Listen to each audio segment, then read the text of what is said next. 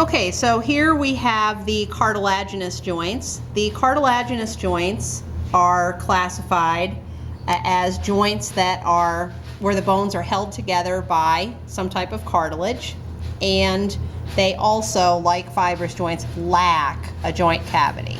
Okay, so the first example we have here is a synchondrosis. Okay, and the actual synchondrosis is this thin blue line here. Okay, now a joint is classified structurally as a synchondrosis if the two bones are held together by hyaline cartilage. Okay, so you can see there's actually two places where you have hyaline cartilage on this illustration. There's hyaline cartilage over here that's not part of the synchondrosis. We'll talk about that in a few minutes.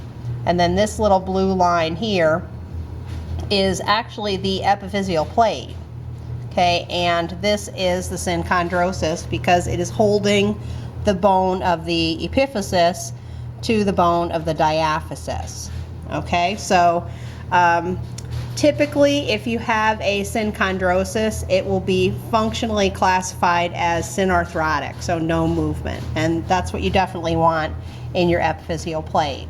Now, another example of a synchondrosis would be the connection between the first rib and the manubrium of the sternum, and you can see an illustration of that in your textbook. All the other ribs have a different type of joint, which we'll talk about maybe later. Okay, now just a note, this particular cartilage, you might recall from lecture, is not permanent in these bones. Okay, so you only have an epiphyseal plate as long as your bones are growing.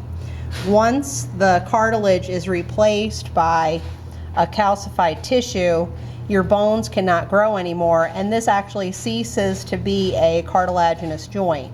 Okay, and it gets a new classification as a synostosis, which is a term you may have seen in your notes or in your textbook. So a synostosis is a situation where you had either fibrous material or cartilaginous material holding bones together, and that material is replaced by calcified tissue. Okay, so when we have the epiphyseal line, that would be a synostosis because it's what replaced the epiphyseal plate, that cartilaginous joint.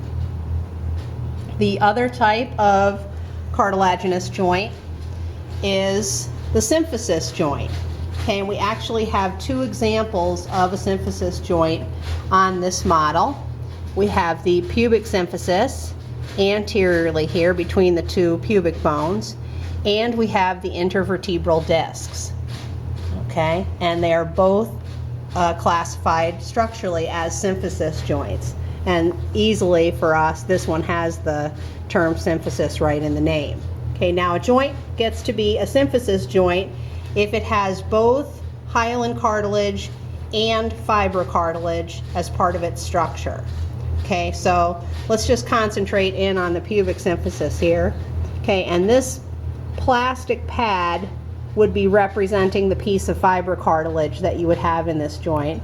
But I want you to imagine that there's a little blue line on each side of this fibrocartilage pad. And that blue line, like in our illustrations in the textbook, would be representing that there's some hyaline cartilage here as well. Okay, so if we're starting at the bone and we're working our way over to the pubic bone on the other side, we would come across, we'd see a thin layer of hyaline cartilage, then we'd see the fibrocartilage pad, then we'd see another thin layer of hyaline cartilage before we got to the pubic bone of the other hip. Okay, so that combination of hyaline cartilage and fibrocartilage is what makes this a symphysis joint. And you'd have the same situation with the intervertebral joints as well. Okay, now functionally, symphysis joints are classified as amphiarthrotic because they're considered partially movable.